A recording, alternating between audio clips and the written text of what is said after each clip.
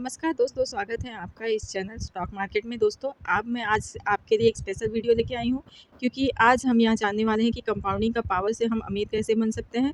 लेकिन इससे पहले मैं आप लोगों को एक छोटी सी कहानी सुनाती हूँ। एक आदमी एक सिटी में घूमने जाता है और वहाँ उसे लोग बहुत ही महंगे महंगे याच दिखाते हैं। यह देखो, ये वाला बैंकर का याच है, ये वाला ब्रोकर का याच है, ये वाला यहाँ के इंश्योरेंस एजेंट का याच है। फिर थोड़ी देर बाद घूमने के बाद वह बंदा बहुत ही इनोसेंटली पूछता है, यह सब तो ठीक है, लेकिन इन बैंकर्स और ब्रोकर्स के कस्टमर की याच कहाँ है? और यह सवाल सुनते ही वहाँ के लोग हँसने लगते हैं और कहते हैं, अरे बुद्धू, कस्टमर का कोई याच नहीं होता है, क्योंकि इनके कस्टमर के पास कभी इतना पैसा कमाते ही नहीं है कि वह अमीर होकर कोई याच खरीद सके। अब दोस्तों, यह कहानी मैं फ्रंट की इस बुक विरुद्ध कस्टमर्स याच से कह रही हूँ, जो एक खुद स्टॉक ब्रोकर रह चुके हैं। और यह बुक 80 साल पुरानी है, लेकिन इन्वेस्टमेंट इंडस्ट्री में आज भी वह चीज़ें होती हैं जो तब होती थी, क्योंकि इस इंडस्ट्री के बहुत सारे ऐसे सीक्रेट हैं जो बैंक, इंश्योरेंस एजेंट और ब्रोकर्स हमें मिडिल क्लास लोगों को कभी नहीं बताते हैं, जिससे वह खुद अमीर बनते रहते हैं और मिडिल क्लास लोग ज़िंदगी भर स्ट्रगल करते जाते हैं। और तो दोस्तों, यह चीज़ आपको आज इस वीडियो में मैं एक्सप्लेन करने वाली हूँ, क्योंकि स्कूल में फाइनेंशियल एजुकेशन नाम का सब्जेक्ट होता था, पर बहुत लोग सपने में भी यह सब चीज़ें इमेजिन नहीं कर सकते। तो इसलिए आज के इस वीडियो में हम यह 3 इम्पोर्टेंट चीज़ें डिस्कस करने वाले हैं, और फिर फाइनली हम यह जानेंगे कि कंपाउंडिंग के पावर से अमीर कैसे बन सकते हैं, उसे अपने फ़ायदे में यूज़ करके कैसे हम ग्रो कर सकते हैं। तो इस वीडियो को अंत तक ज़रूर देखिएगा, क्योंकि जैसे-जैसे हम वीडियो में आगे बढ़ते जाएँगे, वह वीडियो इंटरेस्टिंग होता जाएगा और आपको कुछ चौंका देने वाली चीज़ें भी सीखने को मिलेंगी। और मैं गारंटी के साथ कह सकती हूँ कि एक वीडियो से आपको फाइनेंस नॉलेज बहुत ही ज़्यादा इम्प्रूव हो जाएगा, जिससे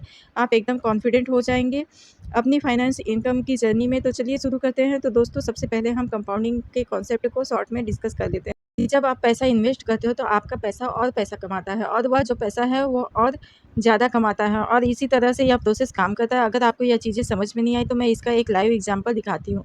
तो एक क्वेश्चन आप अपने दोस्तों से मैं हमेशा पूछती हूँ कि अगर आपको 10 लाख किसी स्टॉक में इन्वेस्ट करने के लिए दे दिया जाए, तो 26% के इंटरेस्ट के रेट से ग्रो होता रहे, तो 30 साल में आपका इन्वेस्ट कितने रुपए का होना चाहिए?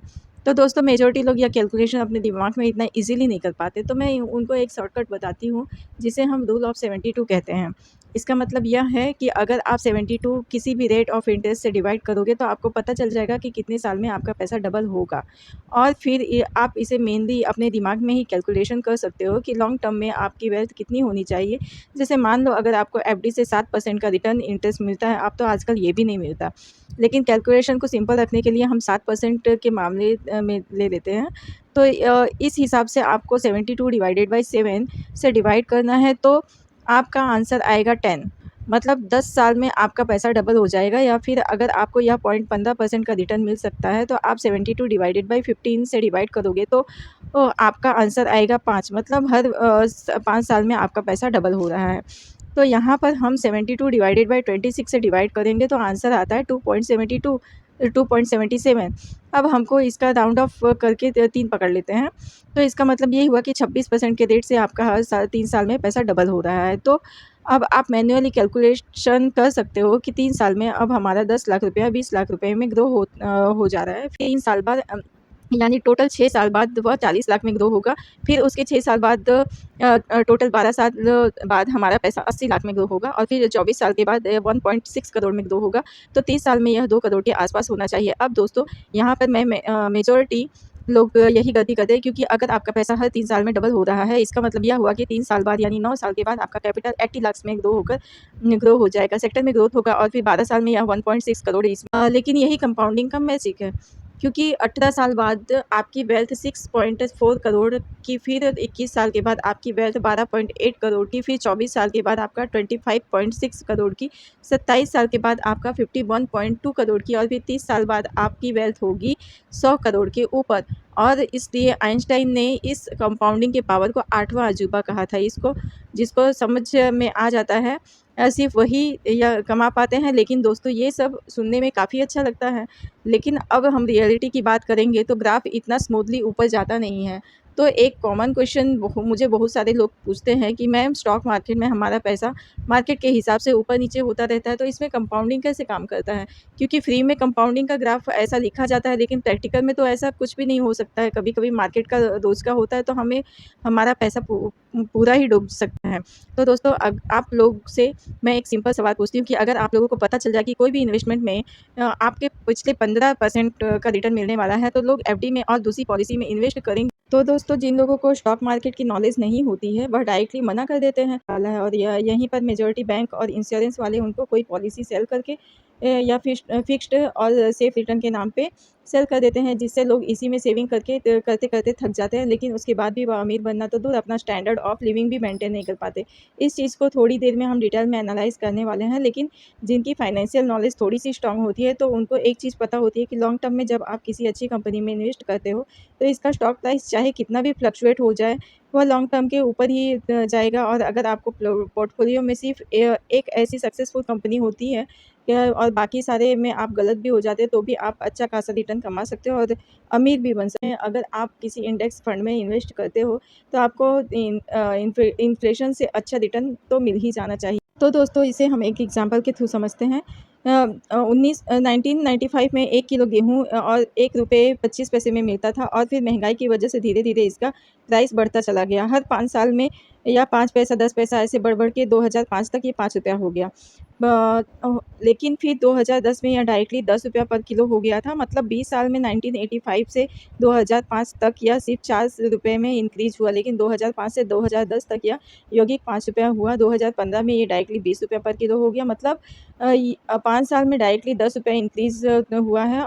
अभी आपको यह पता होगा कि गेहूँ 1 किलो गेहूँ कम से कम 30-40 रुपए किलो के आसपास मिलता है, और कुछ जगह पे ₹50 से ₹60 किलो के भी मिलता है। अगर आज इसका प्राइस इंक्रीज़ होता है, तो ₹40 से 5 पैसा और 10 पैसे में इंक्रीज़ नहीं होगा। कोई भी दुकानदार इसका प्राइस इतने छोटे अमाउंट पे इंक्रीज़ नहीं करेगा। वह दुकानदार डायरेक्टली ₹2 ₹5 इंक्रीज़ करेगा, और फ्यूचर में जब इसका प्राइस ₹100 का हो जाएगा, तो अब कुछ लोग कहेंगे कि गेहूँ इतना महँगा भी पड़ सकता है, और बहुत सारे लोग कहेंगे ऐसी बढ़ती महँगाई से डरने लगते हैं और दुकानदार से भी फाइट करने लगते हैं कि लेकिन हम इस इन्फ्लेशन की रेट को कैलकुलेट करेंगे, तो 1985 से अभी तक आप देख सकते हो कि 10% इंक्रीज़ होता रहा है। मतलब इंडिया में महंगाई 10% क्रिएट करने से हर साल बढ़ रही है, और एक छोटा नंबर यही है जो गवर्नमेंट की ऑफिशियल रिकॉर्ड के हिसाब से इंडिया का इन्फ्लेशन 7.7% की रेट से इंक्रीज़ हो रहा है। लेकिन मेरे हिसाब से एक्चुअल इन्फ्लेशन 10% के आसपास है, जिसका मतलब यह है कि 5-6 साल में लोगों को प्राइस ₹100 हो जाएगा, और जब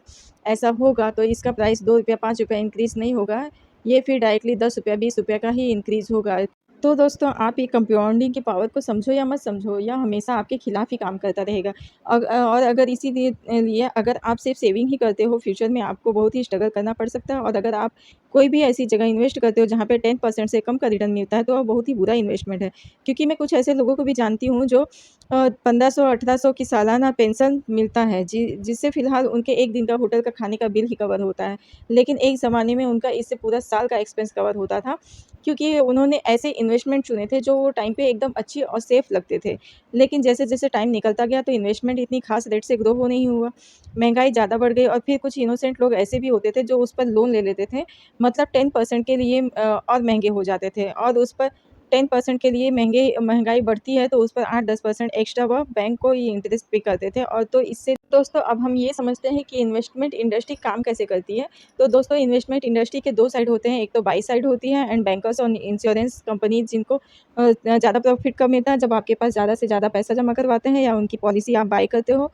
फिर दूसरी तरफ होता है सेल साइड यानी ब्रोकरेज इंडस्ट्री।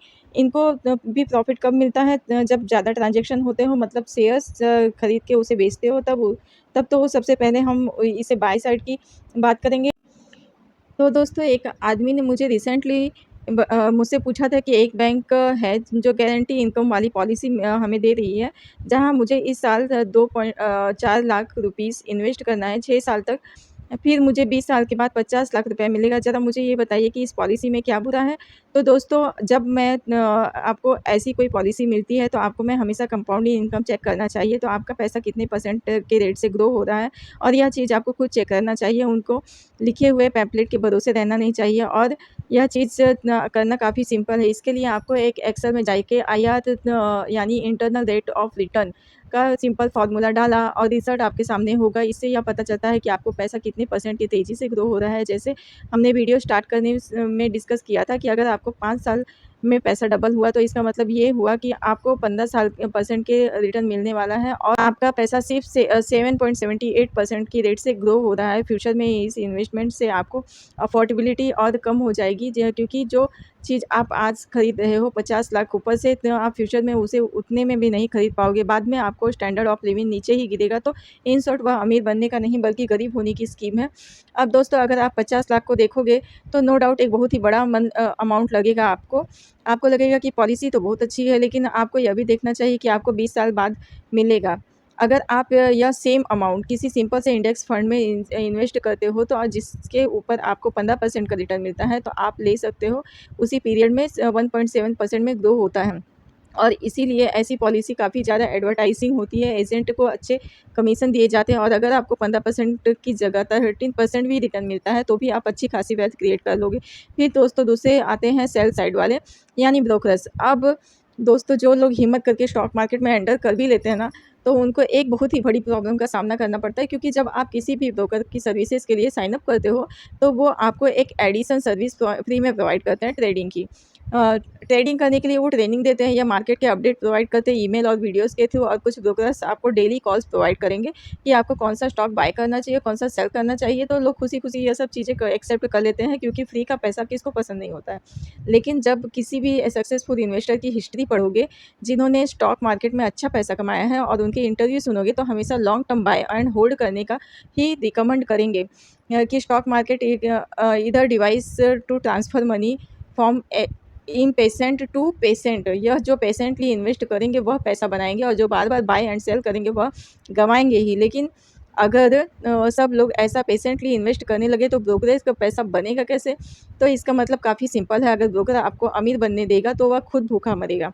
तो इस कॉन्सेप्ट की वजह से आपको समझ जाना चाहिए कि ब्रोकर्स आपको फ्री सर्विसेज़ में रिकमेंड करेंगे। वह आपको एकदम स्मूथ भी आपको कोई एक्स्ट्रा सर्विसेज़ भी प्रोवाइड करेंगे, डेली अलर्ट ईमेल आईडी की या वीडियोज़ के थ्रू, या कोई भी अपडेट देंगे। जैसे कि देखिए, आज मार्केट क्यों ऊपर गया, हमारा एनालिसिस यह था, यह देखिए, यह शेयर ऊपर क्यों गया, और आपको लगेगा कि आपको सिखा रहे हैं, लेकिन एक्चुअली में ये डेली फ्लक्चुएशन किसी काम का नहीं होता है। जो लोग स्टॉक मार्केट में डिस्कवर कर भी लेते हैं तो उसमें 99% लोग ट्रेडिंग करते हैं, या फिर हमेशा यही पूछते हैं कि कौन सा स्टॉक लेना है और उसे कब बेचना है। क्योंकि ब्रोकर्स और टीवी न्यूज़ चैनल्स सारे न्यू कमर्स कमर्स का ब्रेन वॉश करते रहते हैं। स्टॉक मार्केट से आप सिर्फ़ और सिर्फ़ बाइंग एंड सेलिंग करके ही प्रॉफ़िट कमा सकते हो, और इसीलिए किसी भी स्टाफ को 10-10, 20-20 साल के लिए होल्ड करना लोगों को मज़ाक लगता है, और इसलिए वही लोग जो पेशेंटली एफडी में इन्वेस्ट करके 10 साल में अपने पैसे डबल करने का वेट करते हैं, उनको स्टॉक मार्केट में एक ही हफ्ते में पैसे डबल करके चाहिए होता है। क्योंकि उनको लगता है कि यही मार्केट से नॉर्मल एक्सपेक्टेशंस हैं, और इसीलिए लोग लॉन्ग टर्म के एफडी और ऐसी पॉलिसी में इन्वेस्ट करते हैं और शॉर्ट टर्म के लिए स्टॉक मार्केट में ट्रेडिंग करते हैं, जिससे इन बाइंग करने वालों को भी फ़ायदा होता है और सेल साइड वालों को भी फ़ायदा होता है, जबकि एक्चुअली में वेल्थ क्रिएशन के लिए आपको करना चाहिए। इसका उल्टा आपको शॉर्ट टर्म के लिए बैंक, इंश्योरेंस कंपनीज़ इसको यूज़ करना चाहते हैं, और लॉन्ग टर्म के लिए स्टॉक में इन्वेस्ट करना चाहिए। तो इसलिए अब हम इस वीडियो को सबसे स्ट्रॉन्ग पार्ट की तरफ चलते हैं, और यह समझते हैं कि आप इस कंपनी के पावर को यूज़ कैसे कर सकते हैं अमीर बनने के लिए। तो दोस्तों, एक क्वेश्चन मुझे बहुत लोग पूछते हैं कि मैम, यह हम स्टॉक में इन्वेस्ट करें, लेकिन बहुत सारी कंपनीज़ तो ऐसे भी होते हैं जो पूरी तरह से कंगाल हो जाती हैं। जैसे सुज़लोन एनर्जी, जेट एयरवेज़ या वोडाफ़ोन जैसी कंपनियाँ, अगर हम इसमें इन्वेस्ट कर लें तो हमारे पूरे पैसे डूब ही जाएँगे। तो इसमें कंपाउंडिंग कैसे होगी? तो दोस्तों, मैं आपको एक सिनेरियो दिखाती हूँ कि मान लीजिए आप एक पोर्टफोलियो बनाते हो, आप सब में इक्वल अमाउंट इन्वेस्ट करते हो। जैसे 1 लाख रुपए का लॉन्ग टर्म के हिसाब से आप 6 लाख इन्वेस्ट करते हो, और फिर मान लेते हैं कि आपको डिसीजन मेकिंग इतना ही खराब निकला कि 6 में से 5 कंपनी बर्बाद हो जाती है, और सिर्फ़ एक कंपनी सर्वाइव करती है। एक कंपनी भी इतनी ज़्यादा सक्सेसफुल नहीं होती, वो आपको 20 से 25% का रिटर्न मिलता है, और आपको 20% का रिटर्न देती है, तो आपके 6 लाख का इन्वेस्टमेंट यानी इस पोर्टफोलियो का 30% का रिटर्न होता है। और अगर आप भी 6 में से 3 कंपनी ही सर्वाइव करती है, तो 20% की ग्रोथ से होती है, तो आपके पोर्टफोलियो में 70% का होता है। मतलब आपको 50% इसे ठंडा होने के बाद भी आप अच्छा खासा प्रॉफ़िट कमा लोगे, जो कि एफडी और सेविंग फंड और म्यूचुअल फंड से काफ़ी ज़्यादा अच्छा होगा। तो इन्वेस्टिंग का एक और फ़ील्ड है जहाँ पे आप गलत होने के बाद भी बहुत सारा पैसा कमा लोगे। बस आपको यह पता हो लगाना चाहिए कि गलती करने का कहाँ है। क्योंकि जब आप लॉस करते हो तो आपको लॉस उतना ही होगा जितना आप इन्वेस्ट किया था। मतलब पहले वाले केस में 6 में से 5 स्टॉक फेल हो गए थे, तो आपको सिर्फ़ 5 लाख ही होगा।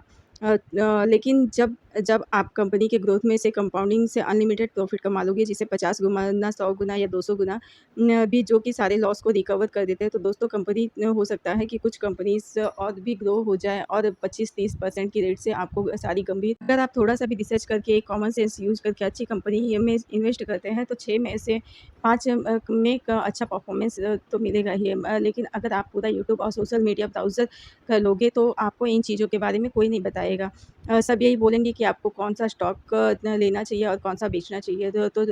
जैसे राकेश झुनझुनवाला ने कौन-सा स्टॉक बाय किया, कौन-सा सेल किया, सब यही पता लगाने की कोशिश करते रहते हैं। लेकिन उनको वेल्थ का सबसे बड़ा हिस्सा लॉन्ग टर्म इन्वेस्टिंग से ही आया। उन्होंने टाइटन कंपनी में 2003 में इन्वेस्ट किया था, जब उसका प्राइस ₹3 का था, और जब सबने सुनी होगी, और आज कंपनी के शेयर की प्राइस 2000 के भी ऊपर है, तो यह उनके इन्वेस्टमेंट पर 800 गुना का रिटर्न होता है। लेकिन सबसे इंटरेस्टिंग पार्ट ये है कि स्टॉक आज एक दिन में 2.5% ऊपर चला गया, मतलब ₹60 ऊपर गया, तो शॉर्ट टर्म में अगर आप दुनिया की बेस्ट ट्रेडिंग टेक्निक से ₹3 को ₹60 में ग्रो करना चाहोगे, तो पूरे 1 साल में भी आप ये नहीं कर पाओगे।